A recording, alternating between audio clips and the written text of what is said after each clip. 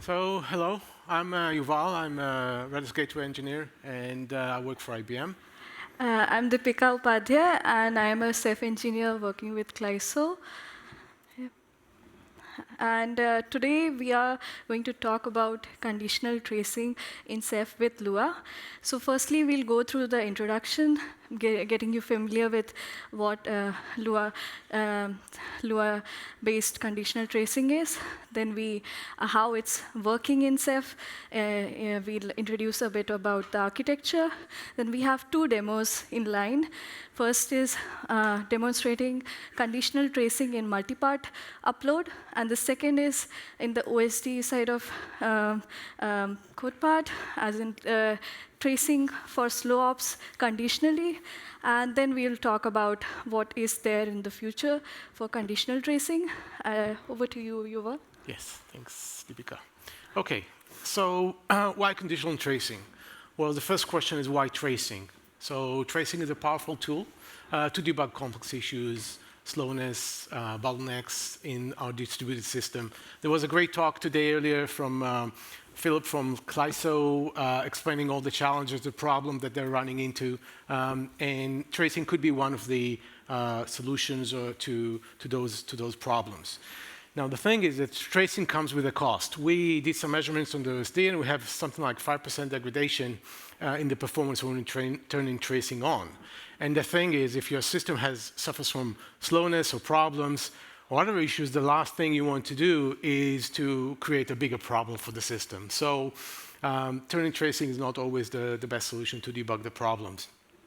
This is why I want to talk about conditional tracing. So conditional tracing may allow you to enjoy the best of both worlds, given that you can narrow down the problem that you're looking for. So if you know what are your problematic users or buckets in the case of the RGW, or what are your problematic storage classes, you can narrow down the problem and produce the traces only for the areas of the codes or the activity that may cause the issues that you're trying to debug or figure out. And then you won't have the perf cost because you'll be just tracing the activity for a small portion of your system, and you will get all the richness of information that you get from tracing. Another approach for solving the same problem is using sampling. Now, we don't support that yet. Sampling addresses that from a different angle, as you won't be able to debug specific requests when you're turning sampling on. But if you want to have some kind of aggregates and more statistical information about your problems, latencies and so on, then you can get that by turning sampling. So this is an example of what is an RGW tracing. So this is just, let's say, a bucket list and a command that we issued at the bottom of the screen. At the top of the screen, you see the Jaeger, which is the backend for tracing user interface. And you would see that you see the operation, and you see the transaction ID, and you also see the different spans. Spans are like chunks of the trace that describe something. You get how much each span took, and this would allow you to do investigation on bottlenecks and latencies and so on. We also, sorry about the quality, we also add tags to the trace. So this is less for latencies and timing of the request, but more for deep diving and debugging of the request. You can provide more information.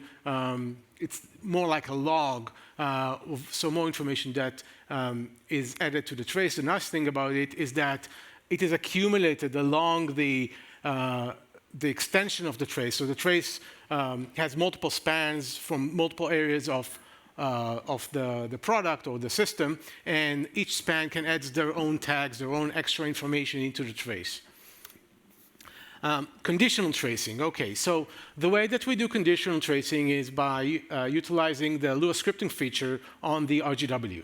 So on the RGW, when messages or requests arrive, then you can we have hooks, and you can start the Lua script that can look into the request and do all kinds of things. So this is an example of a case where, let's say, somebody has issues with multiple uploads, and they just want to trace multiple uploads. Not all the requests in the system.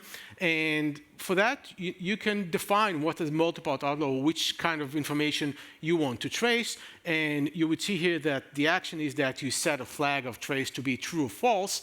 And later on, in the rest of the system, so if the trace is created, and this is really at the beginning of the trace, where the request arrives from the S3 client. So if the trace is turned on, then from that point on, the trace is going to be created and flow through the entire system and gather all the information of the system. And if it is set to false, then nothing's happened and you don't pay the cost throughout the system for the tracing. A little bit about the architecture. So at least in the demo, we're showing the whole thing being deployed and orchestrated by Rook.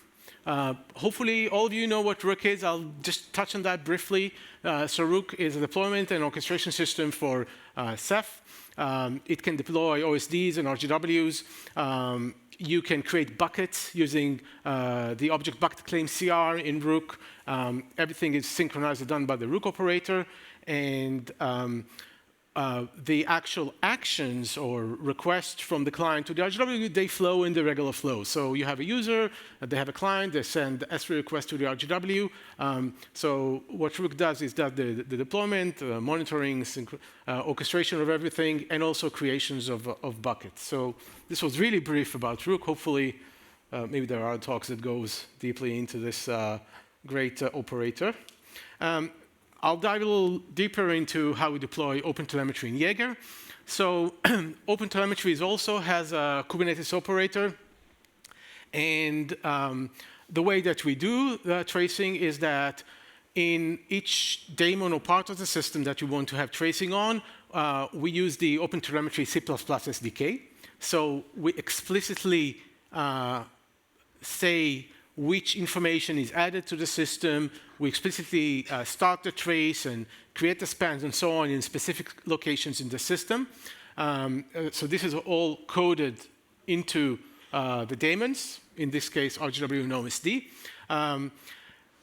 They're sending the traces to a local Jaeger agent. The Jaeger agent is injected as a sidecar by the Jaeger operator. So whenever we're deploying everything, again, this is Kubernetes deployment, we're deploying everything through Rook, so everything runs in a pod, and Jaeger knows how to inject the Jaeger agent into the different pods. And then Jaeger also deploys, in this case, this is just for testing, like an all-in-one pod that has the collector. This is what takes the traces out of the agents. It has a database where it stores the information. It has a query interface where you can query the database to get the information about the traces, and it has a UI. The UI is using the Jaeger query. You can use that directly using CURL. And the Jaeger UI is what we're going to show through most of the demo of how traces are done. Now, one note here, this is not the latest and greatest way that the OpenTelemetry project and Jaeger suggest how to deploy. There's a new deployment mechanism where there's no Jaeger agent. There are OpenTelemetry collectors, so Jaeger is being only the backend, only the DB and UI and query interfaces is Jaeger, and there's an OpenTelemetry collector, and the OpenTelemetry SDK communicate with this collector directly over the OpenTelemetry protocol, not the Jaeger protocol. So there's some advancement here, but this setup also works for us. So this is what we're going to use now. And just maybe a side note, the whole OpenTelemetry project is really a moving target. It's really moving fast and changing architecture all the time, so it's often hard to keep up with them. So we'll go for the first demo. The first demo for multi-part upload is showing the following problem. So let's say you have a user, and they're using multi-part, and after they finish doing the multi-part, they say the object is not there. I'm not inventing that. Probably people here experience this issue. And the reason could be maybe they didn't send the complete message. Or maybe they sent the complete message, but it was lost, or some other issue. And because the whole system is distributed, so you can have multiple GWs, then debugging that could be difficult. So if you want to accuse your user by doing something wrong, you should come up with solid proof for that first. And grabbing through logs of many RGWs is a task, not a very nice one. In our case, we're treating the entire multipart process as a one trace. So there's one line of trace that starts with the init and has all the puts, even though it can go through multiple RGWs, and has the completion. And in this case, you can show them the trace and say, hey, I see that you started the process, I see all the parts being uploaded, but you don't have a complete. So, or whatever other scenario that can cause multipart upload to not work. And then it's much easier to figure out what the problem was. This is just an example showing how the trace looks. So you can see that in the same trace, you have both the post object and the complete multipart messages, and also the OSD part, because everything is end-to-end. So that's just an example here. And I'll pass it to Deepika to actually do the demo. Yeah, let's try to simulate the multipart upload failure. Okay, let's move. Okay. So I have a dev setup already set up right now. And just to show things, so this is the Jaeger UI we were talking about. I was just testing prior to coming here some traces, so I can show you how they look. You can see the timestamps, and if you click on them, you can see the metadata associated with the trace. So just going back to multipart upload. So first step, first step we see is like is the tracing enabled or not? Just to verify.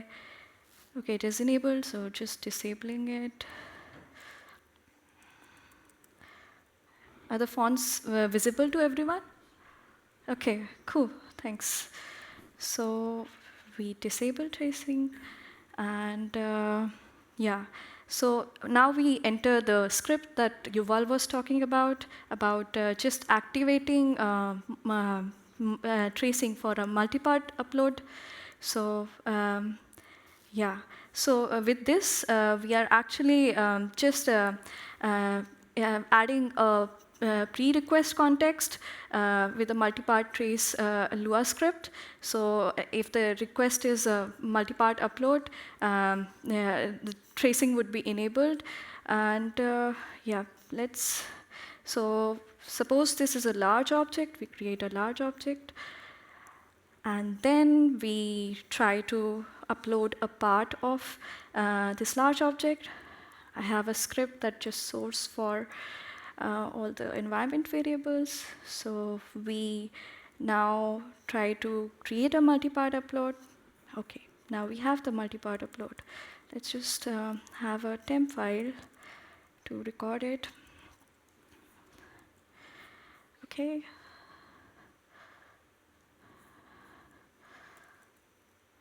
Okay. And after creating a multipart upload, let's just see how the UI is.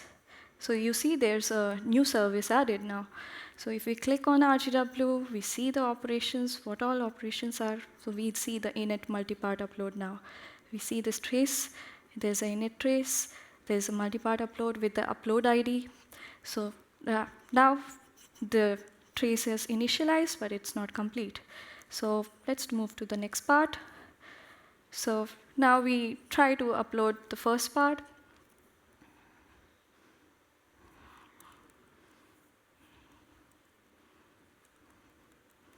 Yep, just passing the upload ID.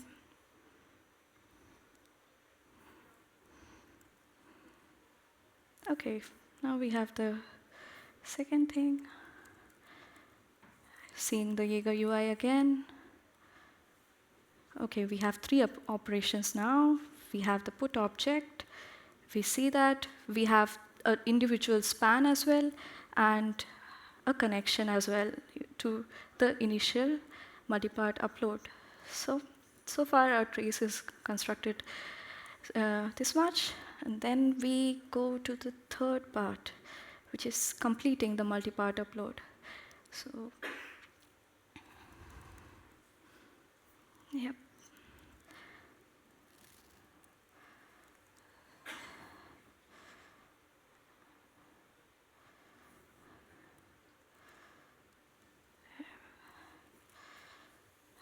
And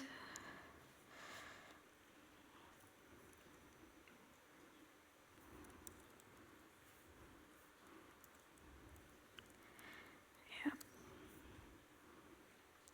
we pass the upload ID. Okay, now we have something, and this multi-part upload. Voila, we have the complete multi-part, and also that it's reaching the OSD. And if you see the tags, you can see more details to it.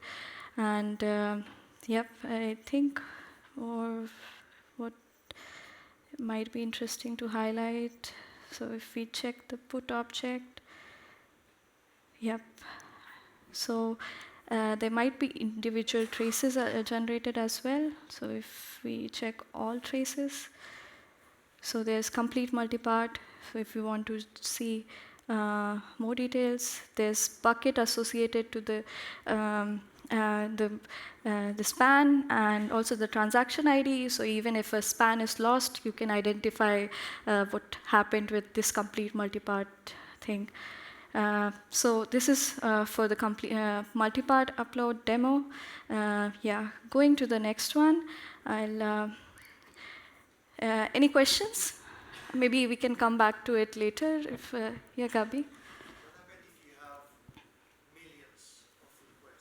So in that case, yeah, so you can like there are tags associated to. So if we go back to the slide that Yuval mentioned, so if you see there's a transaction ID that this S3 API we have in S3 API.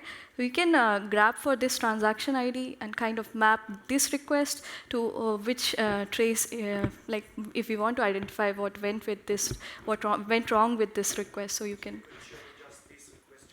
Yeah, there's a query as well. Everything that is a tag is searchable. So you can search by transaction ID, you can search by bucket name, you can search by user. All those things are searchable in the Jaeger database.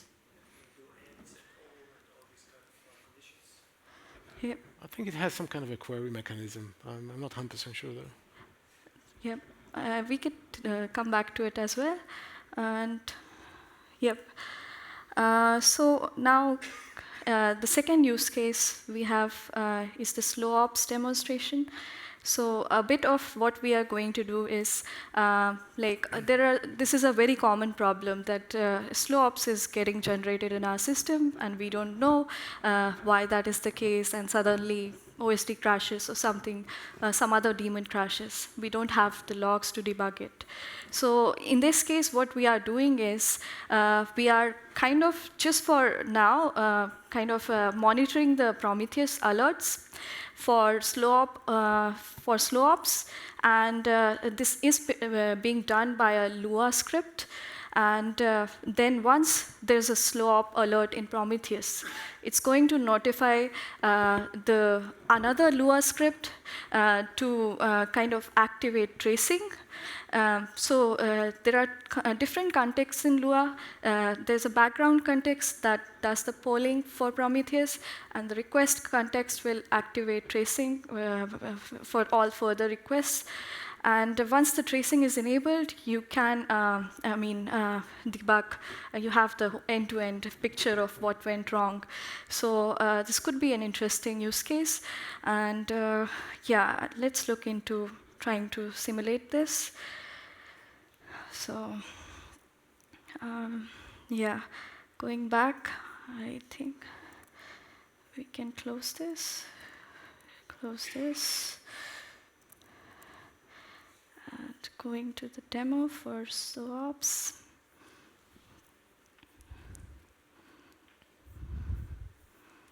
Yeah, we have Prometheus deployed already. We have, we have set up.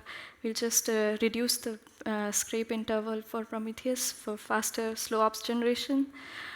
And what we are doing is now uploading we have already configured Lua for this use case, but this is how you can install additional packages.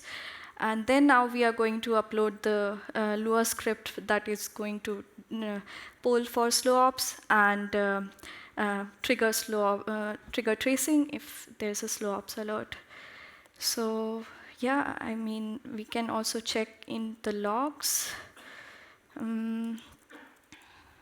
So if we grab for Lua, okay, there's not enough memory. We can increase the memory for the demo.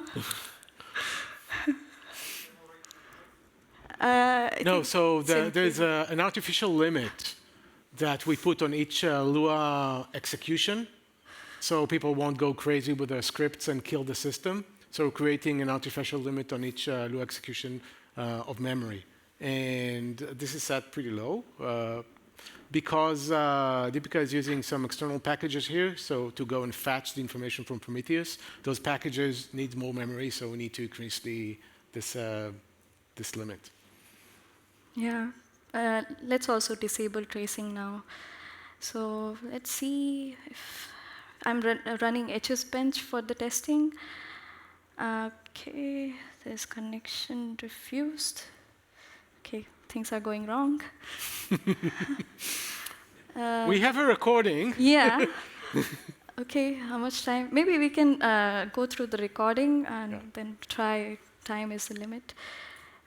So those links to the recording are also in the presentation, so feel free to browse through them. So let's, skipping the writing part.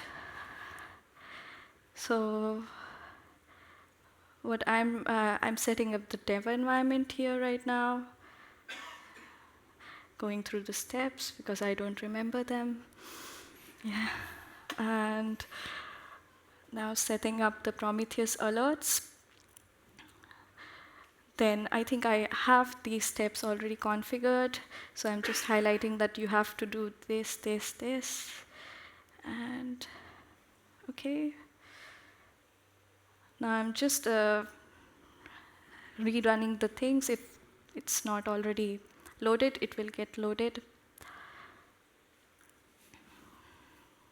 So moving from the non-interesting parts, it's good about recordings. Okay, now the command. I'm just checking, like, do I have? Okay. Okay, what am I doing? Okay, yeah, I'm just checking, like, I have all the packages in, and okay.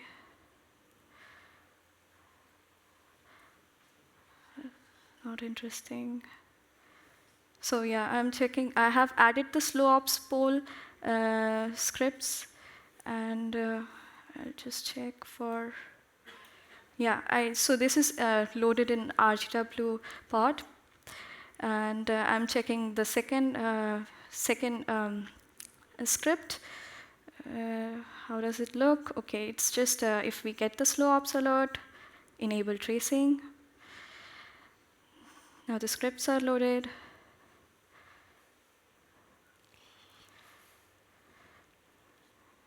Okay, so now we'll try to see if tracing is enabled.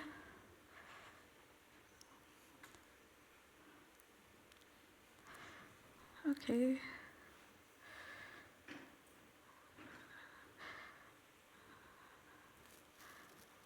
Okay, yep, coming to it. I think tracing was enabled, and I have to disable it first. So yeah, I have disabled it now. Now we'll again verify. So it says a few seconds ago. That means that, okay, now the tracing is disabled, and these are the old traces. Yeah, now we can begin with generating the slow ops. Okay. So It's a long demo. So yeah, just verifying everything. Yeah, so how I'm generating slow ops is I'm just setting OSD complaint time as very low so that I see the slow ops. And after, now I think now we'll see the slow ops. So I'm running HSBench for 50 seconds and I'm monitoring at the side, I'm just monitoring for Ceph health. Ceph status here. So yeah, it's already showing us slow ops, but Prometheus needs some time to pick up. So yeah, we see the alerts. Ignore the Ceph health warning.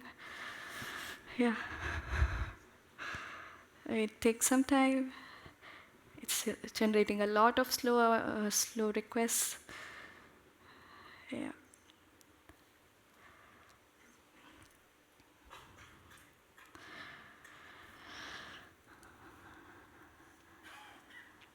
Would take some time.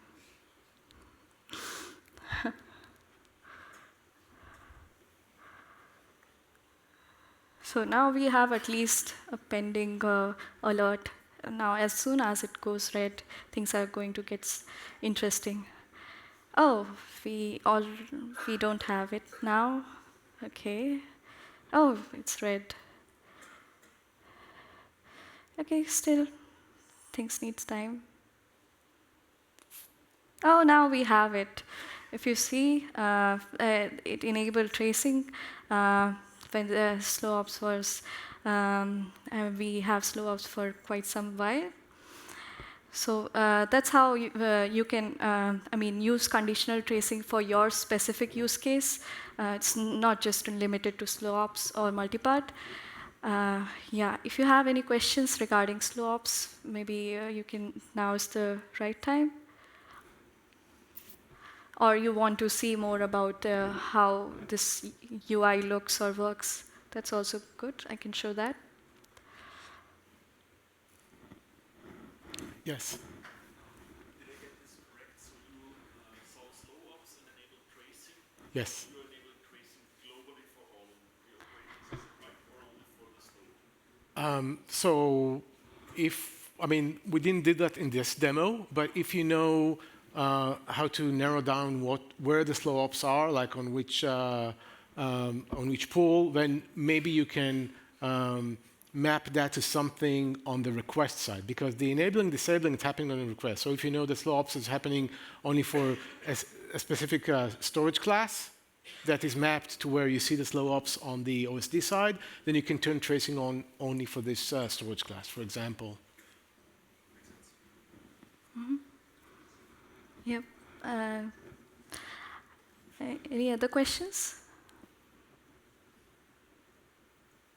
No? Okay, thank you.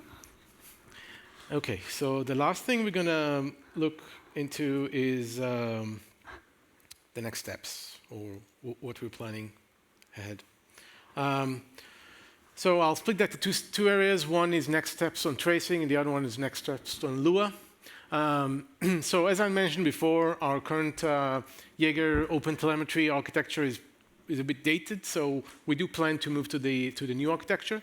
Adding sampling is probably the most important feature that we are going to add to tracing, because for certain things, maybe not for the multipart upload one, but maybe for the slow ops, sampling would be a good solution. We also need to think about multi-site use cases. So currently, Jaeger has an ability to have like a distributed collection of traces. You know, how to scale the system, right? Because if the system has lots of traces, then we need to collect them from multiple places. They have an architecture when they run a Kafka message broker that collects the traces and send them to the back end. So this is also something we need to look at. More trace point. This is really kind of something that we want to push to the development community. So, we have the infrastructure, and if you have a feature or if you have an area of the code that you want tracing to be turned on, or you want to add spans to existing traces, and so on and so forth, then it should be possible by all the developers. It can't be that like tracing as an infrastructure, like this is our initiative, but use of tracing in the code should be done by anyone. And also deployment. Currently, we deploy. I mean, you can deploy everything manually, like all the Jaeger and everything. And currently we have support through Ceph-ADM, so you can tell Ceph-ADM to deploy Jaeger and do all the configuration correctly. But we still haven't done that for Rook. So these are a couple of our next steps on tracing. We also plan on doing stuff on Lua. So in the demo that Deepika showed, there was the background context and the request context. So only the request context can turn tracing on and off, but only the background context can do the polling to Prometheus. And there has to be some kind of a communication channel between them. We have a global table, which is the communication channel. We need to improve on the locking schema for this table to be a better performing solution. And we also have an initiative for hardening Lua, so allow user or bucket level scripts and not only admin scripts might be useful. As you've seen, we already implement the memory limit, but we also need to implement a CPU limit. So if somebody, just for their own whatever fun, they run a while true, write while true in the script, and it won't kill the RGW. And also very important to do sandboxing and prepackaging. So in this case, Deepika installed all kind of Lua packages and used them later on in the script. I don't think that we actually want to allow that in a more production deployment.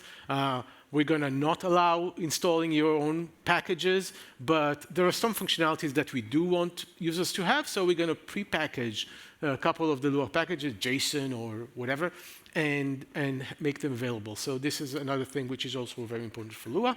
And I think we're done. So if you have more questions, please. Yes?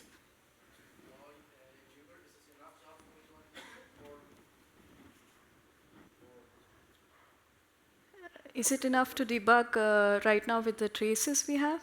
Are you asking that? It's good enough to give you initial picture, but to dig deeper, you have to maybe check out the logs. We have sampling coming up. Maybe in future we would work on that. So that might reduce the overhead into the system. So then we might also be able to have more traces, or user can contribute to tracing as well and have more trace points. But it's good enough to give you the picture of what went wrong, I think. Yuval?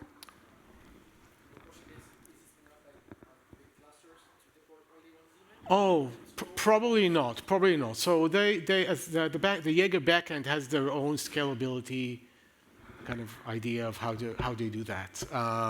Yeah, I mean, and for sure not like this all-in-one pod for Jaeger. This is just because it's a demo, it's convenient to do that. In real life, that won't happen. So the Jaeger deployment is a thing by its own. In some cases, it's already going to be there because it's common tracing infrastructure for Kubernetes, Jaeger. So we're just going to add our run Rook or install Ceph and connect to an existing Jaeger tracing infrastructure. In other cases, we might want to put that ourselves. So it really depends. There's flexibility here. It's possible to deploy your own version of Jaeger and then have Ceph coupled with it if you want to use upstream, but it's not we are not supporting it right now, so it's not recommended right now. Yeah. Any other questions? Yeah, go ahead. From the last master, Yeah. how does it differ to what RGW has built in? Why is it Why? Oh, in general, wireless?